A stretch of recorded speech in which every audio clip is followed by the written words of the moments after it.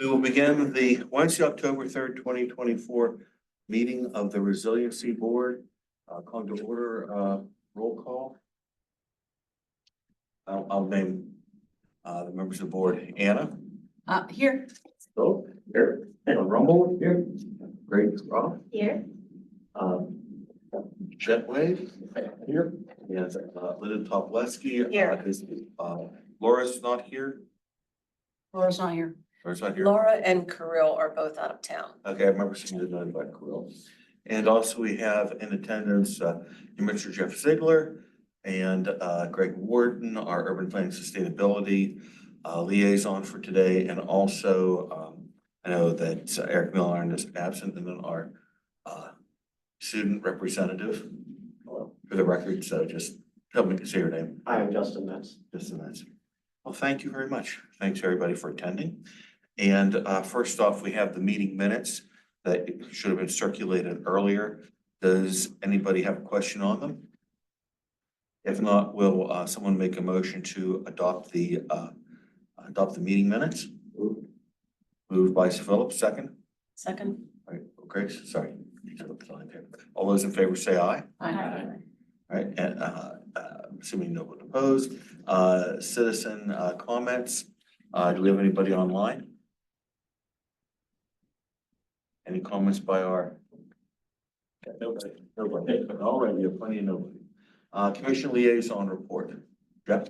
Yeah, and since we last met, the commission passed the active transportation plan. So that is definitely a step in the right direction. And outside of that, nothing comes to mind that's particularly relevant to this advisory board. Yeah, I don't know, Greg, if you had anything else that's been happening at the municipality that might be. We're submitting a grant to offset some funds for the active transportation plan. So we're hoping to get that. It's through Active Allegheny, which is through the county, obviously. And so we're hoping that that's due November 8th. We'll hopefully see something potentially by the end of the year. But trying to think municipality wise, we've done anything. Eric has a lot of updates we were talking about, but sadly he's not here. But I don't think if there was anything else really. Yeah. October's National Planning Month, so. What is the size of the grant due November 8th? 50,000. You're asking for 50,000, and what's the amount that the active transportation plan needs to be activated? So it's activated no matter what. This is more of a add-on cost. This is so I think the 50,000 would go to a lot of ad alternates that the consultant, I guess, proposed, like safe street plans and things like that. So it's just kind of bonus upgrades, I would say. So How long were they working on the plan? off the top of my head, I think it's 18-month process. So yeah, they're gonna be working on it for a decent amount of time now. But I mean, is it new since these committees started? Is this the first thing that the mobility board is working on? Not entirely sure. I know they kind of awarded that contract recently, so they're just getting things started. But yeah, I'm not entirely sure what the mobility board impact will be on that, but hopefully, I mean, a decent amount. So it's not initiative of the mobility board. It's a staff initiative. It's a comprehensive plan initiative, so it's kind of based under that mobility recommendations that an active transportation plan be, undertaken and completed. So we're starting on that, and that's another little checkbox on the comprehensive plan. It's a fun little tidbit as well. Ian McMeans, I think it was last meeting or this past meeting, he did something on it's the comprehensive plan update dashboard that the website has. So there's can't remember the link exactly, but if you would go on our website, it's it's mountlebanon.org, I think /comp plan, and it kind of gives you all the recommendations by each chapter and tells basically what have we done or what we're planning on doing. So it's a quick little update on those things. But yeah, the active transportation plan, I would say, is the next big plan that we're taking on. So. In addition, we've got budget workshops starting up here in the next month, so there'll be about 4 of those. So I believe on Friday the manager's budget goes public, then we'll make make some decisions on that over the course of both workshops. Any other comments on the liaison report? If not, I think that there was some discussion that next item being onboarding subcommittee meetings. Anna, that was a topic that you had raised. It is, and I'd like to table that until Eric is back. So if we could just table that until the next meeting, that would be great. No great opposition. Okay. We'll move forward Thank on you. that. Historic Preservation Committee. Now, I know that group, Philip, your group has been fairly active, and I think you've circulated that, but for the public, if you want to indicate. Yeah, well, as we discussed last time, there's a need to finalize a structure for responding to things such as requests for comment on section 106 projects, things that could impact our historic district or other eligible historic properties. So we spent some time at our meeting last week working on drafting up an outline of one of the things that needs to be done. One of the first things, of course, is the point of contacting, making sure that when someone goes onto our website, is looking to find who to send a request for comment to, that they're directed to someone within the municipality and so forth. So we are working on a series of recommendations for improving the website to do that. One, we're working on, of course, is being consistent with the name of the board. Sometimes it's resiliency, sometimes it's still sustainability and comprehensive planning. And so, you know, you go to one and click on something that sends you to a different board that confuse folks. But so there's things like that we can where we can improve that. One of the big things that we were talking about is actually, we know that when folks are looking to ask for comments, they're going to go to something like a code enforcement office. That's one of the first things they're going to see. And of course, that their webpage has a list of all kinds of documents, things to for people to click on to address their concerns about codes. There's nothing on there at all about this. So that's one of the things we're working on, drafting some wording for improving that, so there actually be a spot on there. So if they actually go there, they'll click on that, because we did have one example where someone actually made their request to the coding officer. He just sent out their basic boilerplate stuff, and they treated that as the comment rather than the one that we submitted at the time. So we're working on that.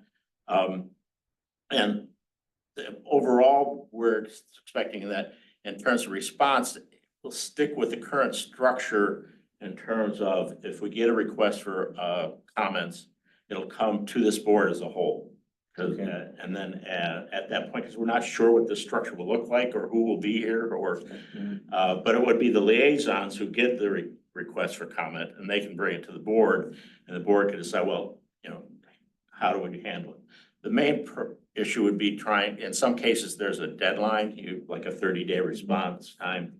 In that case, the liaison would have to work quickly to notify either an existing subcommittee or someone designated who is on the board who's be responsible for that, responding to these types of things. Because a lot of times, all it takes is a quickie response saying, yes, we want to comment and be part of any consulting party. In other cases, if it's for a little further along, that you might need to actually add comments about why you think that this will negatively impact historic properties. So we're working on some of that wording as well. And once we sort of get that together, we're hoping we'll have this as an item for everybody at the next meeting. Excellent. So that you guys can see what we're proposing before we push it forward to suggest that any changes be made, certainly as an advisory board. So it's coming from the board. So you can look for that next month. Anything else, guys?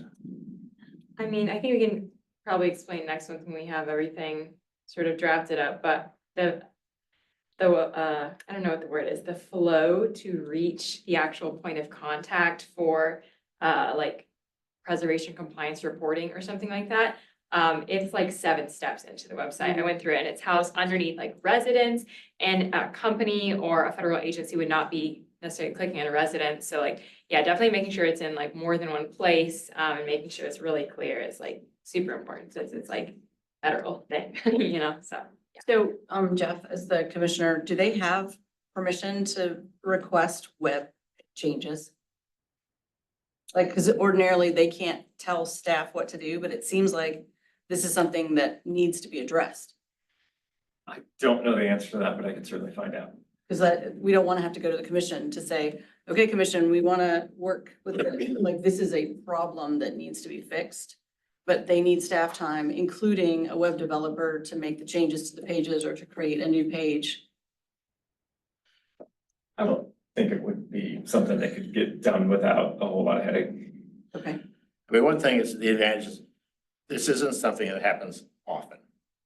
right. And actually, over the last 4 years, there have been four responses required. So it's not like, okay, this is going on all the Right. time. So we do, have time, and we do kind of informally have a system in place that, if Laura gets in contact and she knows, she'll let me know, Right. and I'll bring it here and we'll. So that's the, Deal with it in the but like, that's meantime. the informal process. It's a very informal And process. according to exactly. the rules of the way this committee is supposed to work, you need a municipal staff person to make a change, and we aren't allowed to ask staff to do work I see. Yeah. without commission approval. Right.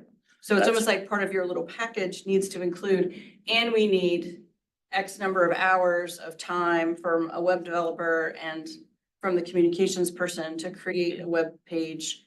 Because what you really want is your own landing page, so that when someone searches, or something that can direct everything to a central, like Well, there is a landing page. It's just getting there is convoluted. getting there. So it's more clearing up all the links and the language and so forth, so that, in fact, whether it's a company or an agency, or even in some cases, we do get the citizens who ask for information, guidance on things too. So it does get here one way or So the maybe other. if Jeff can find out like what is needed for you all to get your, because it seems like you're gonna need a web change of some kind. Yes. Yeah, once that, have that sort of, direction set, I can certainly take it to, talk to the other commissioners, we can go to, Manager McGill, and I'm sure that we can get that done. Is that something we need to wait until next meeting? No, I mean, we'll get our package together, get Yeah. it approved, and then we're an advisory board. This is our advice if this Yeah. happens. We Yeah. just That's need to right. know That's who right. we're sending the advice to. That's right. And what you're doing is you're kind of advising everybody up front. This is what's coming, so it's not That's gonna be a complete surprise Yeah. on there, so, no, that's excellent. That's excellent. So we'll have it's easy for people to say, okay, Phil, you and your group, some group that do all this work, but I think you're doing what this we're expecting on here, and at least with the package, we can put forth, through Jeff, working along, and then kind of vet it out at the next meeting, make sure that we're moving on there, so. Yeah. And thank you for providing context that Yes. these reviews only happen maybe once, twice a year, so that's. So, yeah, once we have these guidelines in place, I will create basically a little instructional guide for the responding, because we don't know who in the future. So if somebody has some little guide to, well, here's the types of things you need to be looking for and you need to do. And then some templates, then it'll facilitate it no matter who's on the board at any given time. That's pretty much basically what we look like. That's plenty. You certainly did your homework on this, so. And move any comments from any of the board members on here? Okay. Next is on the sustainability and local ecology. I know that you were out and I was out of town. So what we ended up, well, it actually was a little bit different, which was we had a third board member on our committee who dropped out. So as we've talked about in the past, 2 people does not make a subcommittee. And so it's a structural issue that we need to have either the commissioners address or something, because Chet and I cannot take up 16 chapters or, whatever, 19 items. It's not tenable. And so we canceled our meeting because we decided that we needed to have more of a level set on how we're going to do this. Because yes, we can have volunteers come on, but the volunteers have to be onboarded. They have to know what they can and can't do. They have to know all the new structure and the new rules, which is what we'll talk about next time. But the fact that we don't have 3 board members because of the way that you're having to be used across everything and the number of board members that we have total puts this particular committee at an impasse. And so, Now, would it be best if, I know I want to try to get to each member's group, but would it be better if I You're- was formally part of your committee or the subcommittee? well, you could if you were also a worker bee, but you can't be a worker bee and also go to all of the other committee meetings. It's not fair for you.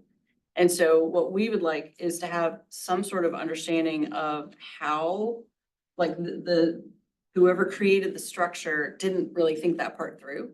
And so it puts us at a significant disadvantage in the subcommittee. Again, sure, we can bring on volunteers, but they're volunteers which will come and go. Mhm. Whereas our responsibility is to kind of pushing forward on these certain objectives. And we felt uncomfortable with that new condition that we were under. Yeah, understood. Yeah, let's follow up later and I'll talk to, Commissioner Flynn was behind a lot of this. That's right. I'll talk to him and see, because I think it's gonna be unique to this board since the other ones aren't really divvied up into, 3 separate things, Right. conjoined. So yeah, I'll Okay. talk with him and why don't we sit down and see what we can figure out a better way to do this. Yeah, so that's to say that we did not meet, so unfortunately, we don't have an update.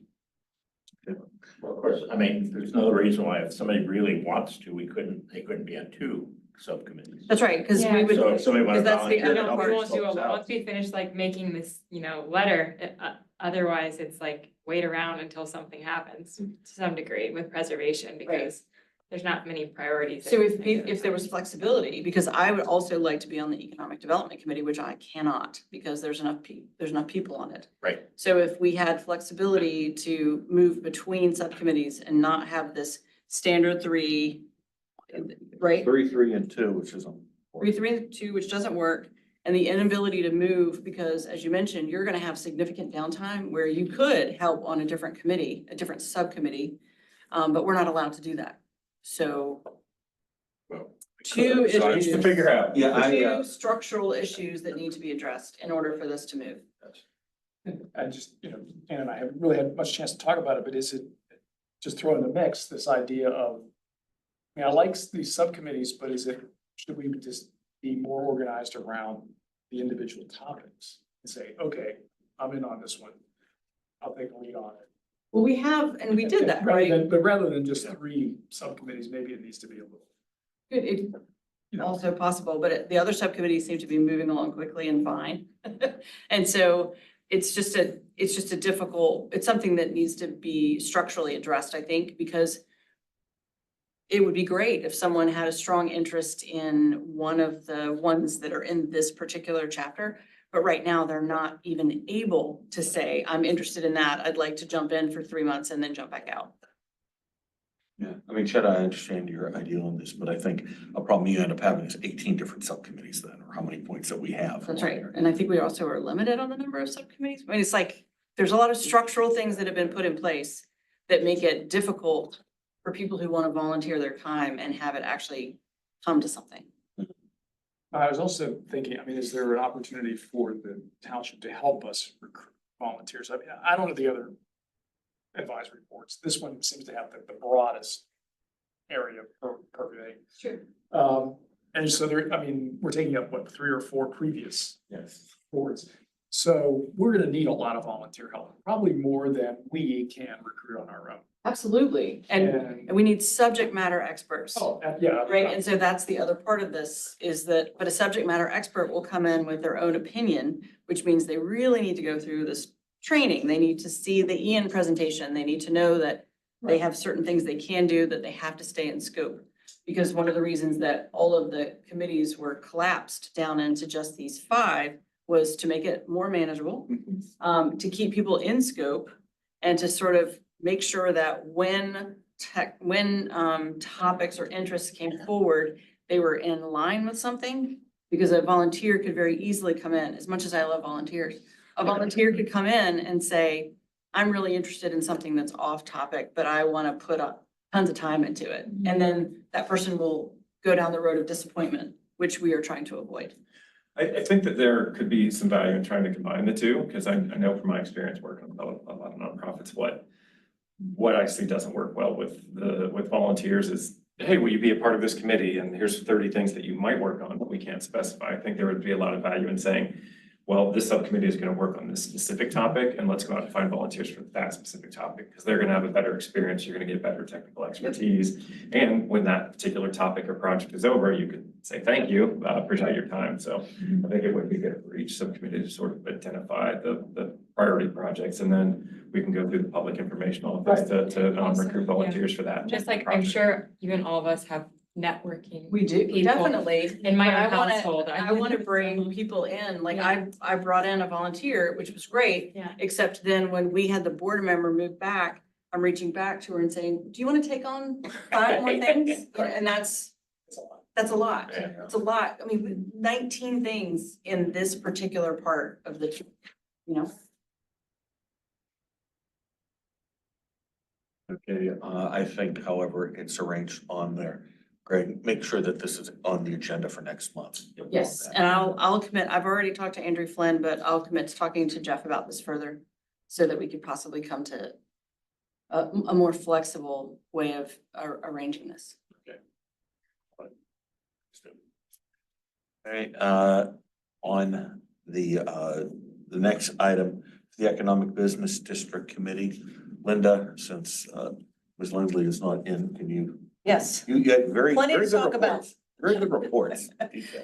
plenty to talk about. So our purview potentially started at number 12 of the resiliency plan, which is to work with the Mount Lebanon Partnership, which I sit on that board, so that helps. And then Commissioner Flynn is also a regular there as well. But connecting to the vibrant uptown projects.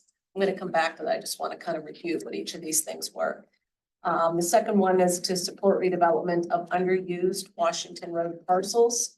I think we all know who some of them are. Some of them, we felt like we needed to dig in a little bit more about the history to see whether it's kind of, we're not going there, or we haven't gone there in a while, but is there something we can do? Then the third is to implement improvements related to Parse Way, which I'll come back to. PRT is involved there. Fifth or fourth, strengthen Beverly Road, which we chose not to get involved with because they do have a strong business development group there already. They're rolling.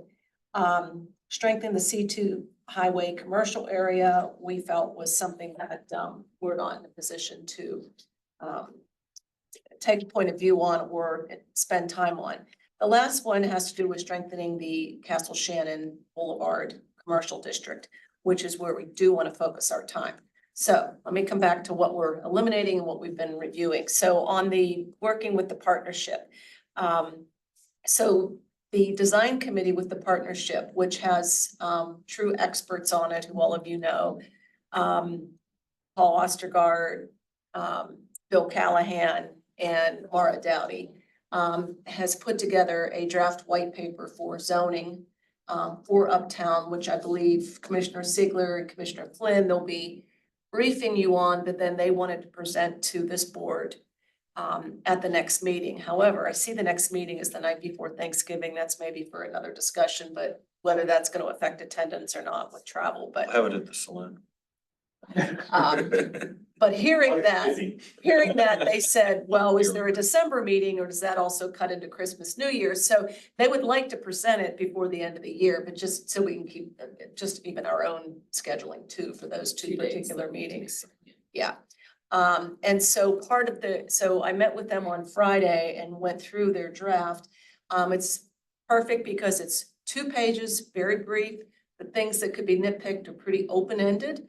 In terms of fines and things like that, just that there should be a fine, not how much. But one of the things that they address that directly affect this has to do with the unused or underused properties and what to do about them. And they're drawing from expertise of what other communities, similar communities around the country have done and similar communities in the Pittsburgh area do. And then, so they'd like to present it here and then to the full commission.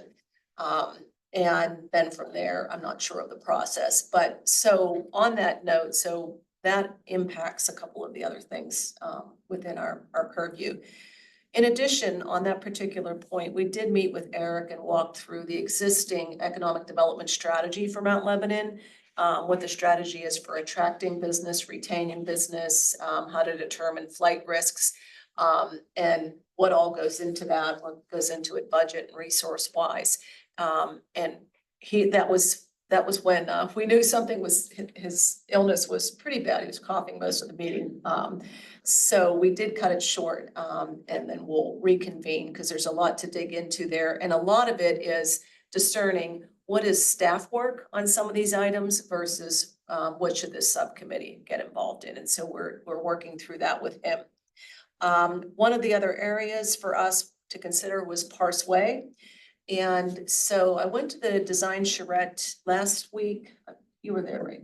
Right? Yeah. But I know about it. Yeah. Wednesday, I popped in early. Wednesday, yes. And that was for Clearview Commons redesign and the architect getting input on that. And part of that redesign, is it now called Port Regional Authority or Pittsburgh Regional Authority? Pittsburgh Regional. Pittsburgh Regional Transit. Transit, yes, okay. So they were there as well. And so part of this, because the Mount Lebanon T-stop will become one of the hubs in their new redesign of transit in this region, there will be funding and other investments that they'll be making that would include parts of Parse Way and connecting over to Clearview Common. So as that process continues, we thought right now there's no need for us to be involved in that, but it is something that we might want to make recommendations on policy-wise as it progresses forward, but it's still in the design input stage, and then the funding piece is still as yet undecided.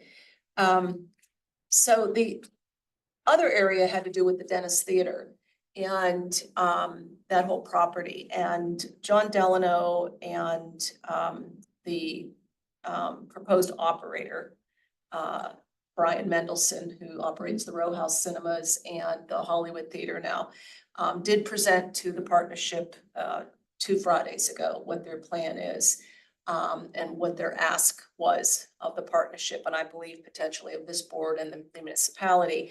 And many of you might be familiar with that. The history is there was, the place has been vacant for 24 years.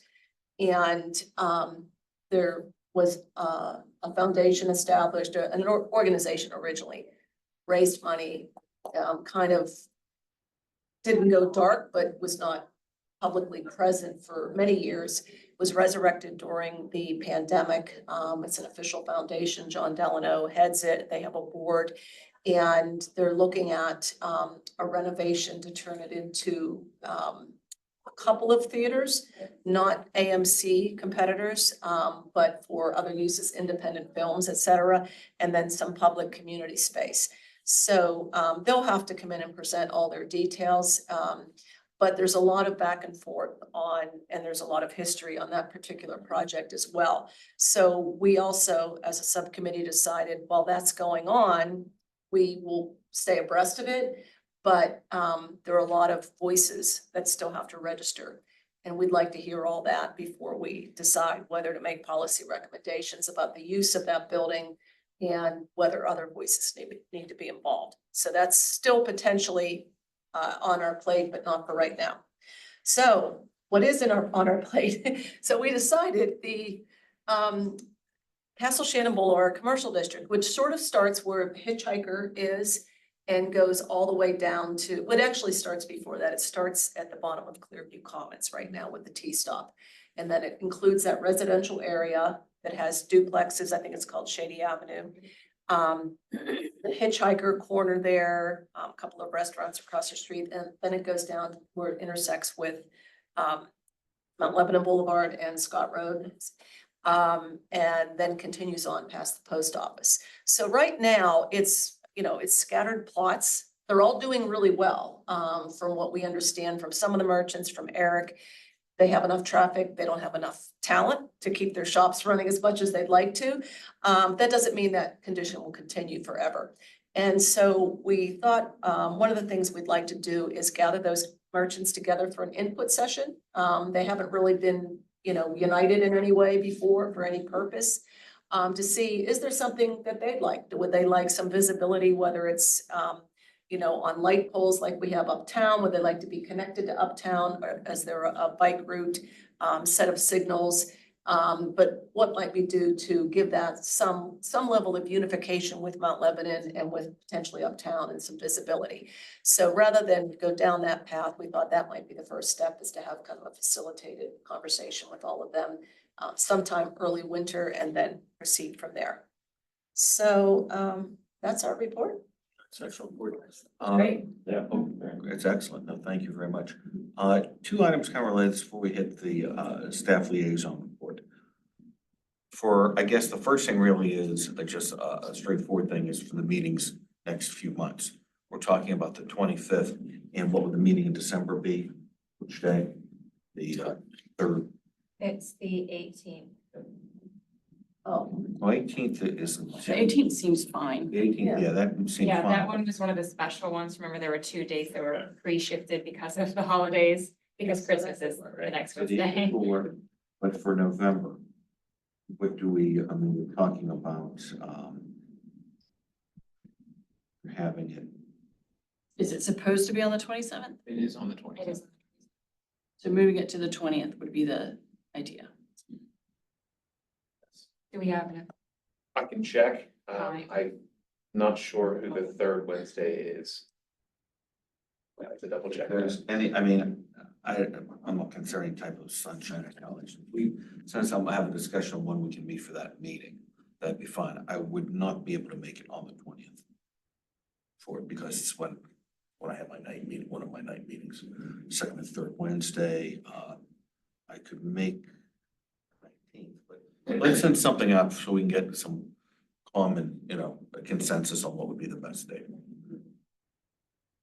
Greg, if you want to please coordinate that. Well, can I say it differently? The night before Thanksgiving doesn't seem feasible. Yeah. Can we agree on that? Yeah. Okay, so then what the alternate date would either be a date the week before, like that is the option, I think, unless we pick a different day of the week. So I guess we just need to find out when I just wanted to make sure that people, like I wanted to say that like the Wednesday before Thanksgiving is a no-go for sure. I agree. I think everybody agrees. So. Okay. So it's Does anybody not agree? 20th? Does do the anybody? 20th, if we could get a Wednesday, or you'll check the room. Yeah, I have to double check because the Parks and Rec board has that night. Then it would have to be a different night that earlier week. Potentially, yeah. So I'll get with Eric and then we'll see what we can do about rescheduling, things like that. I mean, December, the Wednesday, early Wednesday where it works. Don't we have the same issue with Parks and Rec there? I mean. I was that worked looking. out. Yeah, Yeah, that seems like, so I was thinking there must be space there. Yeah, that's We what I'm can do that thinking. If one we month. just move a room, I don't want Yeah. to state anything that could happen, so. My go-to is I will look into it, so. Yes.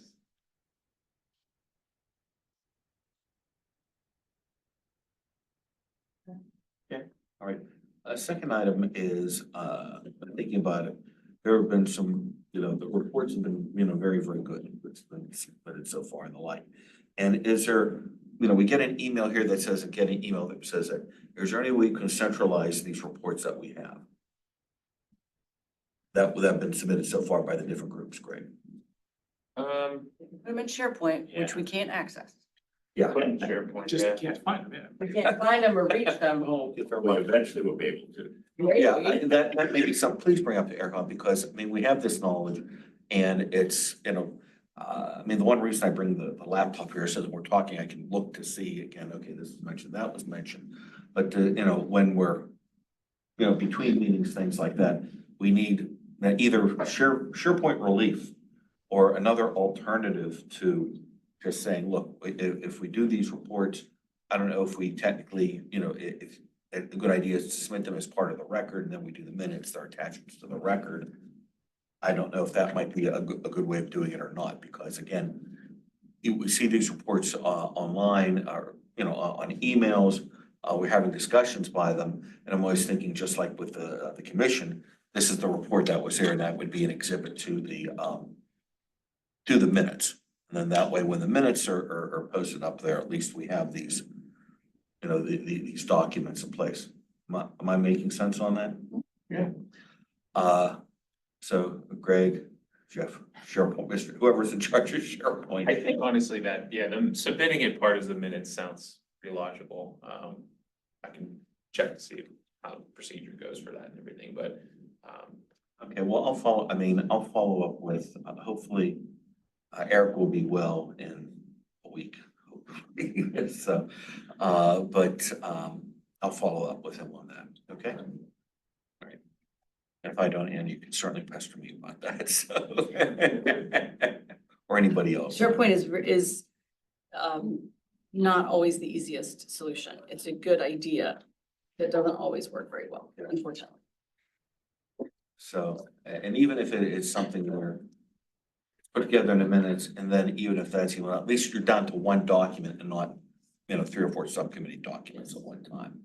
So that could just be a file on your email.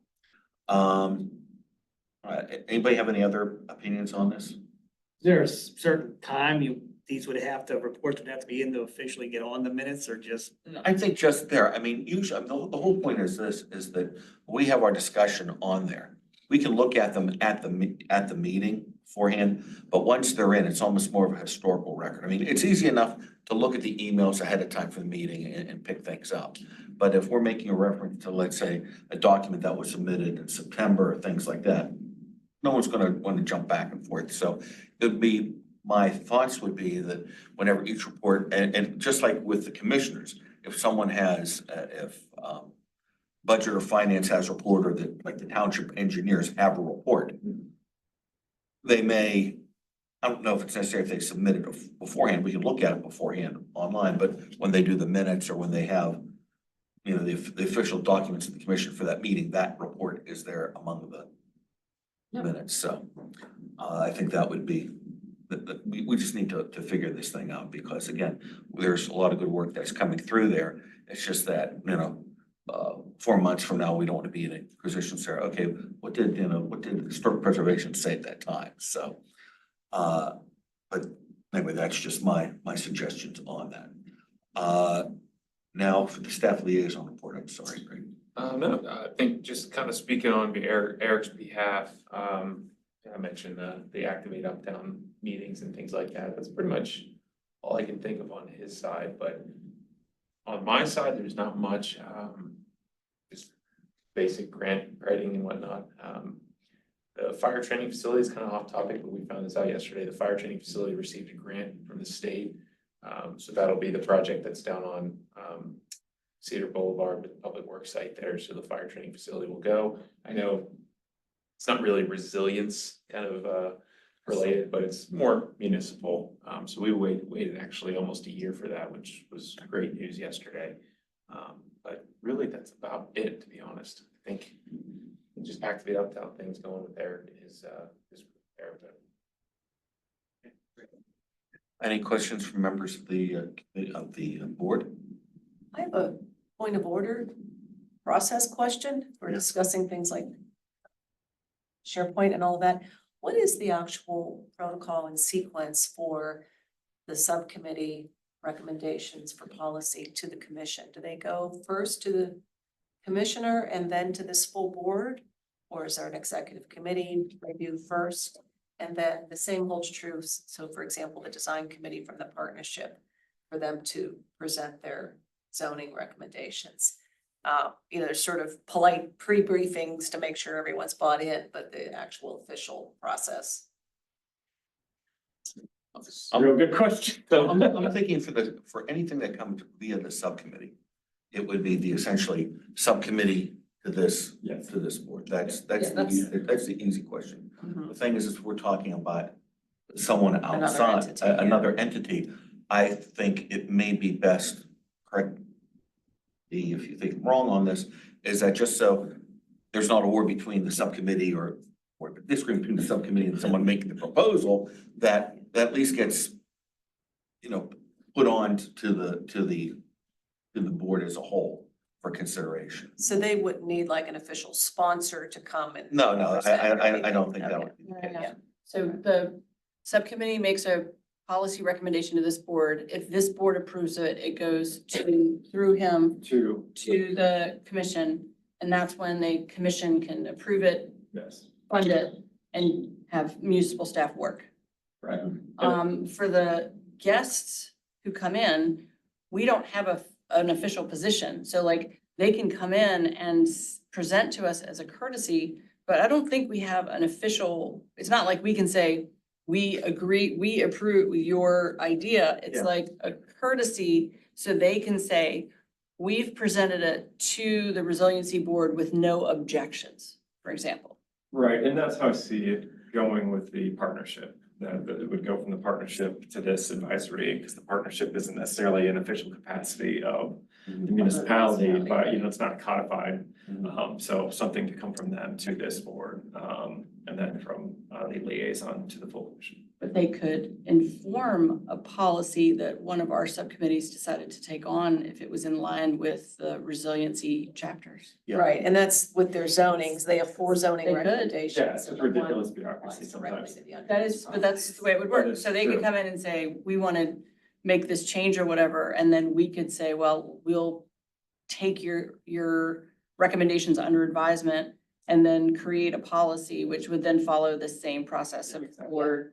Yeah, I mean, it's akin to almost public comment or when you have a board, a BOC meeting where someone, someone makes a presentation, it's like, okay, fine, hey, we're agreeable to do it, and then it gets reformulated and then goes up through the chain. Yeah, So- and in this case, they have 4 zoning recommendations, that's all uptown related. Yeah. The other 3, one relates to building facade, other things that wouldn't be in the purview of this committee, but the one does relate directly to underused or vacant But properties. building facade would be directly related to historic preservation. Yes, Yes, I would like them to all come through this advisory board. and that was their plan too, it's just when you mentioned about a direct, with this. Yeah, you don't have to doing. sponsor them per se, so I think It would that's, also be possible to, no, let's do it during this meeting is better. I was gonna say during this meeting, because then it'll be recorded and yeah. So I'm very much anticipating those recommendations too. Those are pretty important things. I'm looking forward to getting them, moving them along. can't wait to see. Very good. Any other, we talked about old business, any other new business? Thank you for your comments. Good. Anything else? Anybody in the public have any questions or comments? Nope. With that in mind, if there's anything else, nothing else to discuss, I'm sorry. With our student. Oh, yes, thank you. I apologize. I assume I have to talk about like the school. Yes, please. If you So- have anything, if you don't. Nothing has really come up at Seton since last month. The only real big thing that really comes to mind is that we got new stained glass windows for our in-school chapel we have. Other than that, that's about it. So. Glad to have you. And I think, Greg, at least for the agenda, if we want to have just an item for the student representative comments, I think that would be appropriate to have. So, with that, thank you, Chet, for bringing that out. And if there's, anybody make a motion to adjourn? So moved. All right, all those in favor say aye. Aye. Great, thank you.